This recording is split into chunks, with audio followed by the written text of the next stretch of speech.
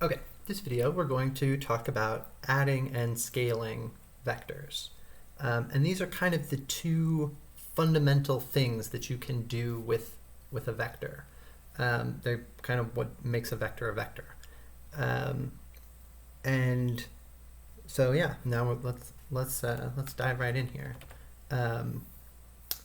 If we have two vectors, let's say we have a vector A that is 2, 0, 4, and we have a vector B that is doesn't matter, -1, 1, 2, like so.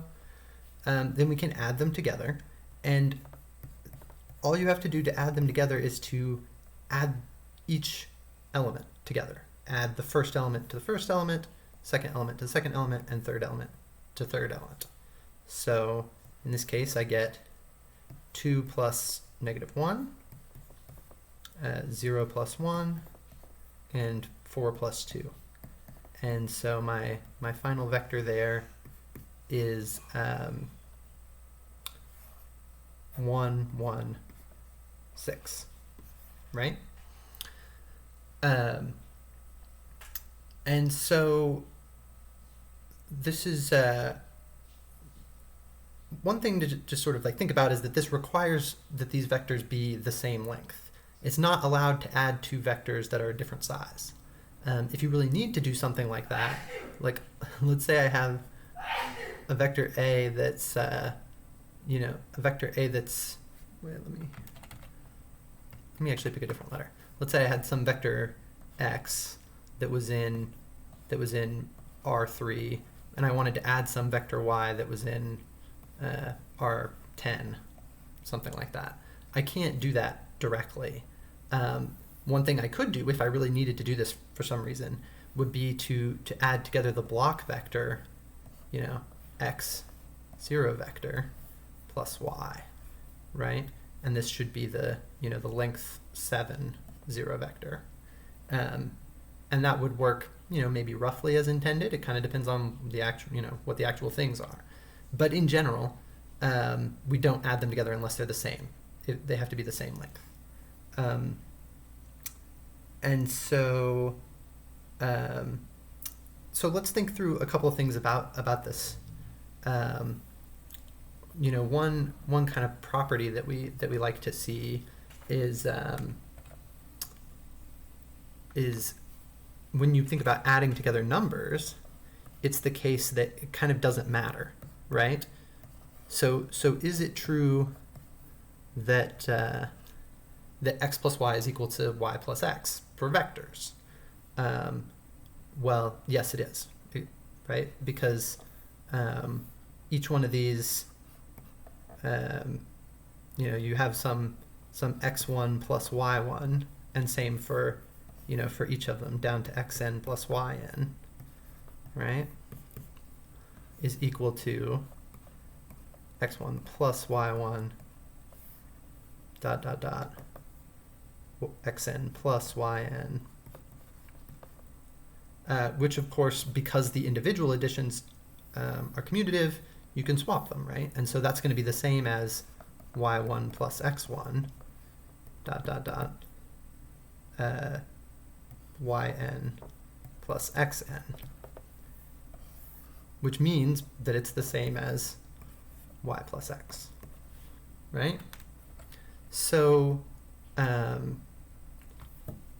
so yes, it's commutative. It's also associative for the same reason, and you can feel free to work through that. But that part works exactly as you would expect. So that's nice.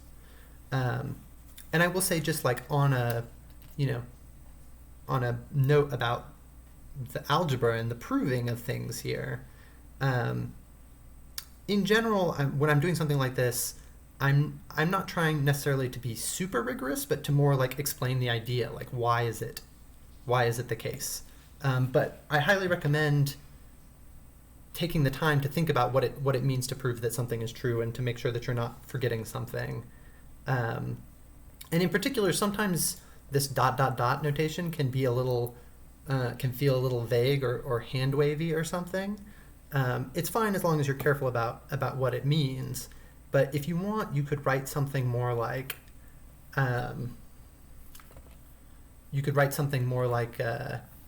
using subscript notation. So for example, let's say I said, let's say I have, I'm going to try and be a little more formal here. I'm going to say I have x and y in Rn, right? And then I'm going to say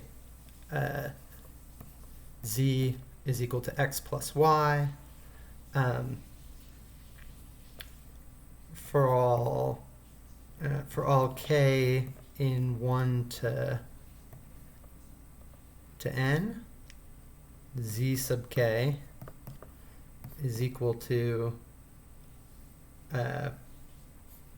x sub k plus y sub k, right? And this is just doing, this is just rewriting exactly what I did, except now I'm saying for any k that's in the set in 1 through n, z sub k is x sub k plus y sub k. And then I can sort of do this, that's the definition, and then from there I can say that that's going to be equal to y sub k plus x sub k, which would be equal to y plus x, the vector y plus x sub k, right? And since the vectors are the same in all elements, they're the same vector. That would be like a more, in my mind, maybe a slightly more rigorous approach, a few more steps to make clear. But in general, I'm perfectly fine with, just drawing the diagram so long as you're clear on what's going on there. And I think this is a good, especially if you find dealing with the algebra or the proofs part of it a little bit stressful or uncertain, now's the time when we're like getting in at the basics to like make sure that you feel okay with it. And all we have right now is adding and vectors. So this is a perfect time to say like, okay, well, can I manipulate these things the way I want? Does it make sense, or do I feel lost? And so yeah, just experiment with it and see what you think. Another thing that you can think about, this maybe feels obvious, but how would you prove it? For all x plus 0 vector is what? X, of course. You can think through that if you like. I want to talk just a little bit about examples for these. So, one thing that we mentioned was if you had colors of an image, right? So you remember we have like the red, green, blue vector, right? If you add the two colors together, so let's say I have color 1 and color 2, then it adds the two colors together, right? And you can play around with this in like Photoshop or something if you want, but this, if you're using the sort of standard computer color notation, then 000 is black, and 255 is white. So so let's say I had 0, 255, 0. That should be like bright green. I hope I'm getting this right. And then if I add some other color to it, like say I add, let's say I add 255, 0, 255 to make it easy on me here so I don't mess this up. This would be red and blue together. So I think that would be like a purple, but to be honest, I'm not even 100% sure about that. I'll have to think about that. Maybe I'll get the right answer eventually. I could probably figure it out in this thing. But anyway, it would turn into 255, 255, 255, which is white. It would be that sort of additive color. It'd be sort of that additive color thing.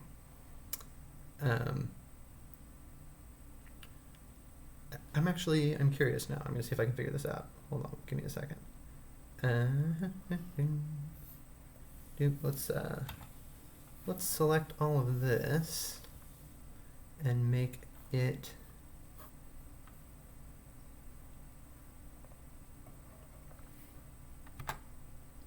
was pretty close to that already. Okay, so this stuff is 255, 255, 255. That's green. And if I take all of this stuff, did I not get everything I wanted there? And I'm going to make it 0, 255. Oh, whoops.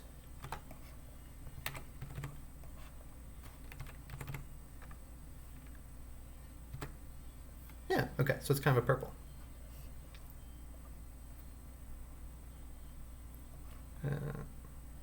Right, so you get the idea.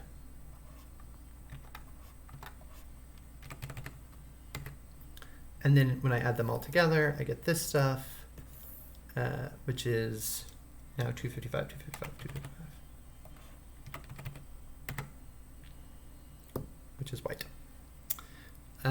Okay. Yeah, so that's just one example where adding them comes in handy. And most of the time, the interpretation is going to be pretty obvious. For example, we were talking about the document model, where I've got the word counts of the different words and stuff. If you add together two document vectors, you just get the summed counts of the new thing together. Say you're like working on collected documents by the same author, right? You just sum them all up together, and that works as you'd expect. Yep. Okay. All right. So that's addition. That's like phase one of our thing here. Let me see if I can get back my pretty green color.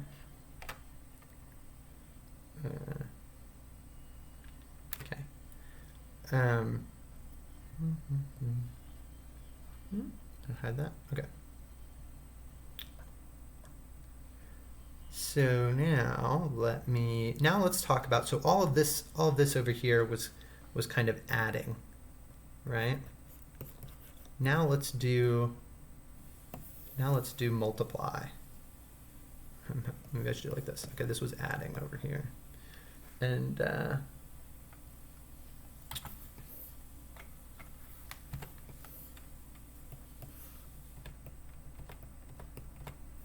okay. And then over here we'll do multiply. So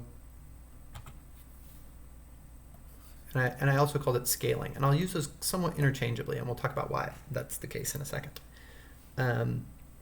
Okay, so you can multiply a vector by a number. So for example, I might have 2 times, 3, 0, minus 1. Okay, and this one just goes element-wise and gives you 2 times 3, 0 times 0, 2 times 0, sorry, and then 2 times -1, right? Which is 6, 0, -2.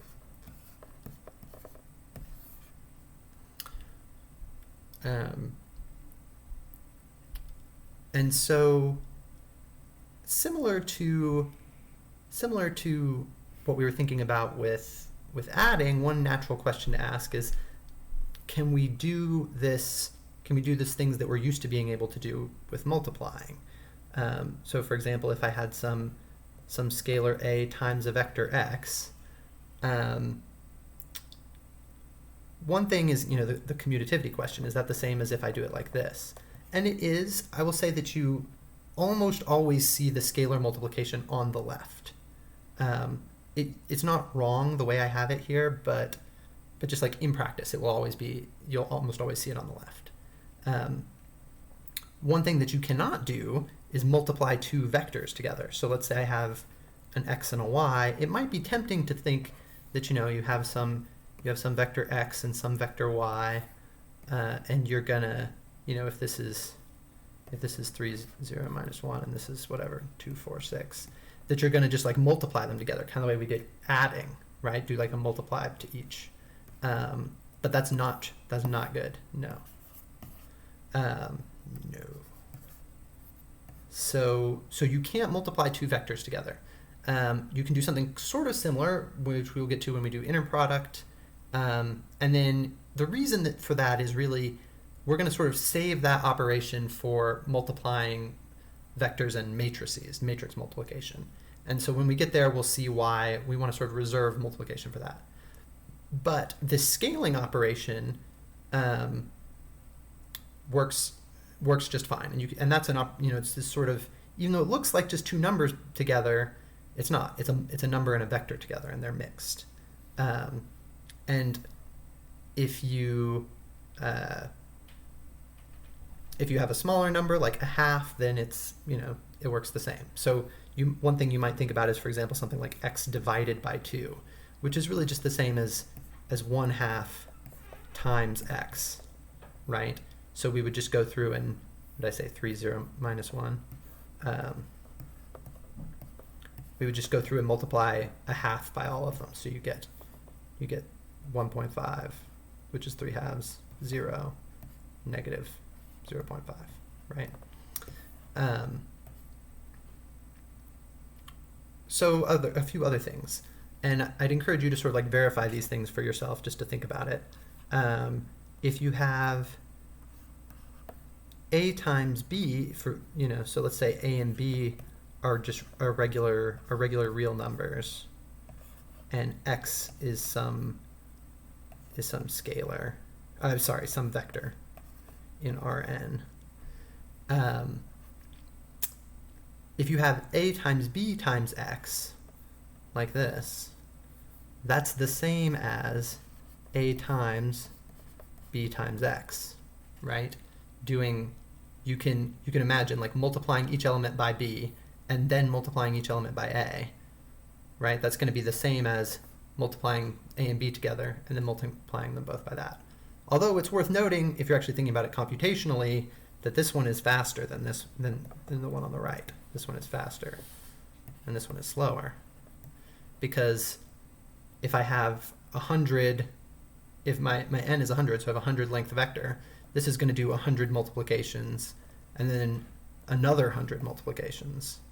Whereas this one is going to do one multiplication of two numbers and then 100 multiplications, right? So this is a good example where like mathematically they're equivalent, but one way is just much faster to do. And in general, like the distribution property is going to work about the way you would expect also. So for example, if you had two vectors and a scalar like this, a times x is equal to x plus plus ay. So stop and think for a second here. Which one are they the same? Which one is faster? Which one is faster this way? Well, so this thing is going to be 100 on the left-hand side. This thing is going to be 100 adds, right?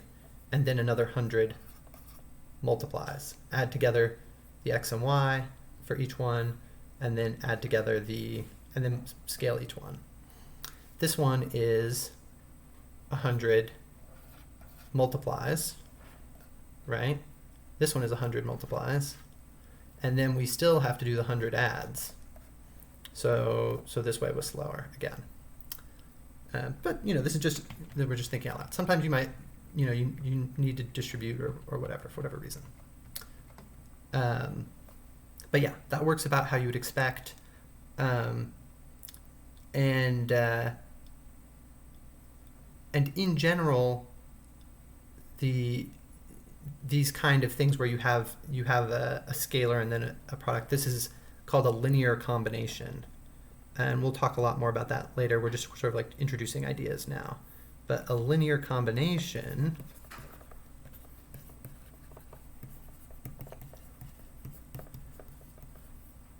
of two vectors, say x and y, means that you add together some scalar times each of them, and it doesn't have to be the same. So ax plus by is a linear combination of x and y. And like I said, we'll talk a lot more about that when we have reason to I'm just sort of introducing that word for now. But don't worry too much about it beyond that. Okay, so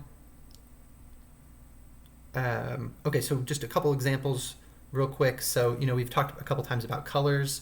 If you scale the color, you would be multiplying each color component by some number, right? So 0, 10, 10, and then you scale it by 2. You now have 0, 20, 20, right? Which would sort of make it brighter. And by similar, if you divided it, or if you multiplied it by a smaller fraction, you would kind of make it darker, right? Obviously, for something like like we were saying, like a record of temperature over time, you could multiply, you could scale the elements, but I don't really know why you would. For something like document, there is a good reason. You might want to calculate the total number. So here's my words thing.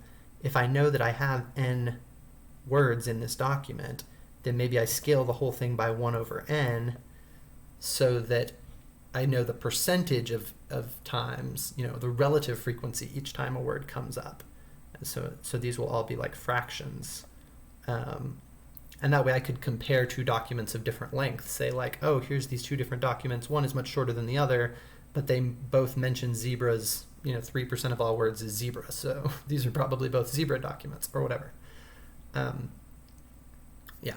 So and in general, scaling like that definitely comes in handy. And yeah, I think that's it for those pieces.